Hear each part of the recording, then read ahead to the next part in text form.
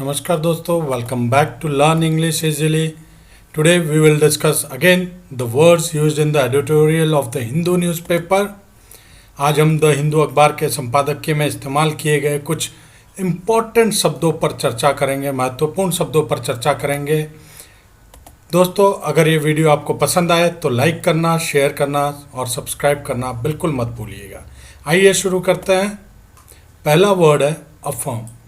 इसका मतलब होता है जोरदार ढंग से या सार्वजनिक रूप से घोषणा करना, कहना या पुष्टि करना। इसका सिनोनिम्स होता है डिक्लेयर या स्टेट। सिनोनिम्स का मतलब है कहना, घोषणा करना, पुष्टि करना। इसका एंटोनिम्स होता है डिनाई, मतलब इनकार करना। अब देखिए सेंटेंस में कैसे यूज़ कर सकते हैं आप। The prime minister affirm the country's commitment to peace. प्रधानमंत्री ने शांति के प्रति देश की प्रतिबद्धता की पुष्टि की। आइए अब आगे देखते हैं दूसरा वर्ड। दूसरा वर्ड है बॉटम आउट। देखिए ये फ्रेजल वर्ब भी देखा था ना हमने, उस टाइप का बन रहा है बॉटम आउट। लगातार बदलते स्तर में सबसे निचले बिंदु तक पहुंचना जो फिर से बढ़ने या बढ़ने वाला है। इसका सिनोनिम्स होता है हार्ड टाइम, डाउन टर्न, यानी मुश्किल समय और मंदी का समय जो अभी चल रहा है। एंटोनिम्स होता है इसका इंक्रीज, राइज, सक्सेस, एडवांस, यानी वृद्धि होना, सफलता पाना, अग्रीम। He believes the economic slump has bottomed out and the economy will turn around. उनका मानना है कि आर्थिक मंदी बाहर तली है और अर्थव्यवस्था बदल जाएगी। नेक्स्ट वर्ड देखिए इग्नोमिनी। सार्वजनिक शर्म या अपमान। मतलब सिनोनिम्स अगर आप देखेंगे शेम, ह्यूमिलेशन, एम्बैरेस्ड। शर्म की बात है, अपमान है, शर्मिंदा है। इन वर्ड्स का मतलब इसका उल्टा होता है, एंटोनिम्स होता है ऑनर, एस्टीम, रिस्पेक्ट, मतलब सम्मान। She had to endure the ignominy of being forced to resign. इस सेंटेंस को देखिए, उसे इस्तीफा देने के लिए मजबूर होने की बदनामी सहना पड़ा। आइए नेक्स्ट वर्ड देखते हैं फ्रॉड्यूलेंट। फ्रॉड्यूलेंट का मतलब होता है धोखे को शामिल करके, विशेष रूप से आपराधिक धोखे को, किसी चीज़ को प्राप्त करना या हथिया लेना। इसका सिनोनिम्स होता है डिसऑनेस्ट, चीटिंग, स्विंडलिंग। डिसऑनेस्ट मतलब बेईमान, चीटिंग धोखा देना, स्विंडलिंग ठगी करना या ठगना। इसका एंटोनिम्स होता है ऑनेस्ट, अबव बोर्ड, यानी ईमानदार। अबव बोर्ड का मतलब हुआ निष्कपट, जिसमें कोई कपट ना हो। अब इसका यूसेज देख लीजिए। A worrying trend for insurers has been a rise in a fraudulent claims। मतलब बीमा कंपनियों के लिए एक चिंताजनक प्रवृत्ति कपटपूर्ण दावों में वृद्धि हुई है। नेक्स्ट वर्ड देख लीजिए स्पर। किसी को प्रोत्साहन देना या किसी आवेश में आकर काम करना। इसका सिनोनिम्स आप बोल सकते हैं स्टिमुलेट, यानी उत्तेजित, इनकरेज, प्रोत्साहित करना, प्रॉम्प्ट, शीघ्र। इसका एंटोनिम्स होता है डिसइंसेंटिव, यानी हतोत्साहन, हतोत्साहित कर देना। डिमोरलाइज हो जाना भी बोल सकते हो आप इसे। On the spur of the moment ही टेलीफोन्ड हर। पल भर में उसने उसे फ़ोन कर दिया। देखिए on the spur of the moment मतलब शीघ्र ही या उत्तेजित होकर उसने उसे फ़ोन कर दिया। आइए नेक्स्ट वर्ड देखते हैं अब। नेक्स्ट वर्ड है स्मैटरिंग।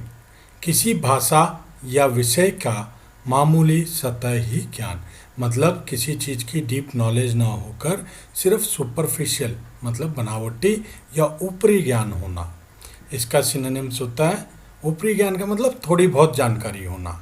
लिटिल बिट थोड़ा सा, लिटिल थोड़ा, मॉडिकम थोड़ी मात्रा में, और सुबकॉन एक बहुत छोटी सी राशि या मात्रा आप बोल सकते हैं। इसका एंटोनिम्स होता है, जब ये छोटा हो गया तो इसका एंटोनिम क्या होगा? बड़ा। हीप माने ढेर सारा या ढेर, मैनी बहुत, मच, और आप इसे क्राउड भी बोल सकते हैं क्योंकि देखिए क्राउड में भीड़ होती है, भीड़ में बहुत सारे लोग होते हैं, ठीक है। अगर कहीं पे हीप, मैनी, मच एंटोनिम में नहीं आया हुआ होगा और वहाँ पे क्राउड, फ्लॉक, गैजिलियन, होड आया होगा तो आप इनमें से चूज करेंगे। इसका मतलब क्राउड का मतलब आपको पता ही होगा, झुंड, फ्लॉक, बड़ी संख्या में लोग जब जमा हो जाते हैं, और होड गिरोह, और गैजिलियन का होता है मिलियन में जब लोग होते हैं, ठीक है। अब इसका सेंटेंस में यूसेज देखिए, there's only a smattering of people who oppose the proposal, मतलब वहाँ केवल थोड़े लोग थे या हैं जो प्रस्ताव का विरोध करते हैं। नेक्स्ट, अनएनवायबल यानी कठिन, एक तो इसका मतलब हो गया कठिन, अवांछनीय या अप्रिय, जो पसंद ना हो। इसका सिनोनिम्स होता है डिफ़िकल्ट, अनडिजायरेबल अवांछनीय, और अनप्लीजेंट अप्रिय। एंटोनिम्स होता है इनवायबल लोभ्य, डिजायरेबल वांछनीय।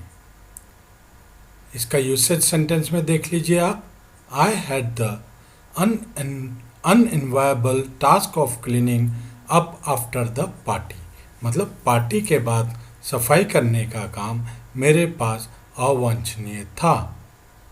मतलब आप ये भी बोल सकते हैं कि अनडिजायरेबल था, वो करना नहीं चाहता या चाहती थी।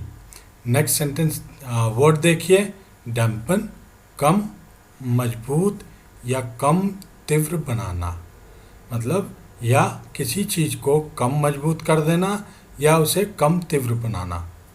इसका सिनोनिम होता है लेसन, डिक्रीज, डिमिनिश, रिड्यूस, कमी करना या कम करना। एंटोनिम्स होता है हाइटन, बढ़ाना।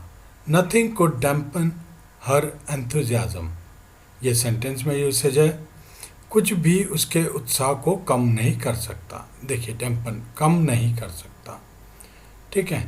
आइए नेक्स्ट वर्ड देखिए। नेक्स्ट वर्ड है आपका इम्पेरल, यानी नुकसान, घायल या नष्ट होने का खतरा या जोखिम में डालना। इसका सिनोनिम्स होता है इंडेंजर, मतलब खतरे में, जियोपार्डाइज खतरे में डालना, रिस्क जोखिम। इसका एंटोनिम्स होता है प्रिजर्व रक्षित करना, कंजर्व संरक्षण करना। The toxic fumes imperiled the lives of the trapped miners, मतलब जहरीले धुएं ने फंसे खनिकों को, माइनर्स मतलब जो खनन का काम करते हैं और माइंस में अंदर जाकर काम करते हैं, ये याद रखिएगा, कि जान को खतरे में डाल दिया। तो ये हुआ आपका इम्पेरल। आगे देखिए नेक्स्ट वर्ड। नेक्स्ट वर्ड है आपका फ्यूरोरी। फ्यूरोरी यानी सार्वजनिक क्रोध या उत्तेजना का प्रकोप, ठीक है। इसका सिनोनिम्स आपका होगा कमोशन हल्ला गुल्ला, अप्रोल कोलाहल, आउटक्राई चिल्लाहट। और इसका एंटोनिम्स होता है काम शांत, हर्ष चुप रहना, पीस शांति, क्वाइट चुप, क्वाइट्यूड वैराग्य। एग्जाम्पल देखिए, baseball fans in a furore as the game stretch to 11 innings, मतलब खेल के 11 पारियों तक फैलाए जाने से बेसबॉल प्रशंसकों में रोष है। दोस्तों ये थे आज के कुछ वर्ड जो एग्ज़ाम पॉइंट ऑफ व्यू से बहुत ही इम्पोर्टेंट था। फिर मिलूँगा आपके साथ दूसरे टॉपिक के साथ। तब तक आप प्लीज़ चैनल को लाइक करना और सब्सक्राइब करना मत भूलिए। साथ में बेल आइकन को ज़रूर प्रेस करिएगा ताकि आपको लाइव नोटिफिकेशन मिलता रहे। आज के लिए बस इतना ही। अब मुझे इजाज़त दीजिए। धन्यवाद।